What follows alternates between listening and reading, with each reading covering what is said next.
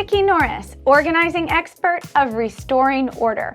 Are you buried under paper and your tasks and to-do items layered under archaeology on your desk? Don't worry, today I'm going to show you how to process that paper by creating an action center. When incoming paper lands in your workspace, instead of piling it up, you need to capture and cue that paper for action. Hence, the action center. Its intent is to move paper along. We think of it like a runway. Your paper lands and takes back off through your action center.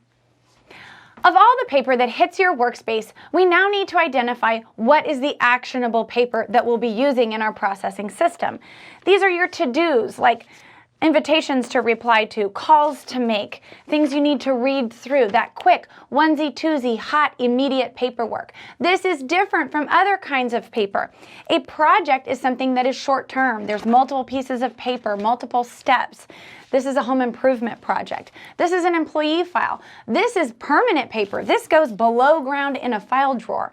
So processing active paper is the paper that you can move along because it's hot. Now we need to talk about the format of your action center. I've seen a lot of people using file folders for their tasks over the years, but there's several problems with that. First of all, if your to-dos are in a file folder, it kind of muddies the water between what is a project and what are those quick turnover hot items that just need to get processed. Secondly, when you put your tasks in file folders, you have to dig for them. Sometimes they get hidden. And lastly, sometimes you have something big that is actually a task. This is a book that I want to send to a friend, so I'm going to cue it for action in to do. So I prefer trays because they're open, it's a visual system, you can easily see what needs to be done. Okay, now it's time to go through your to-do pile and get it sorted by the action that is required. I like to use banker's box lids for this process. You'll want to have some sticky notes on hand for that purpose and some clips.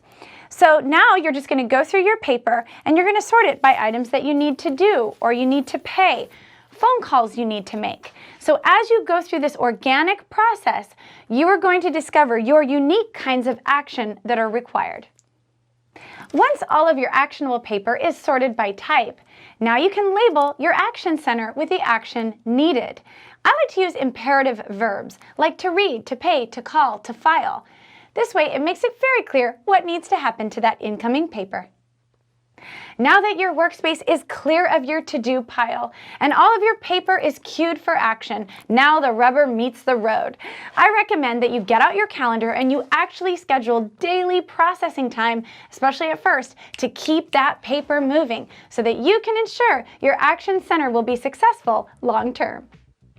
For my step-by-step process, see my related blog, How to Process Paper, to tackle those to-dos and keep your workspace your happy place.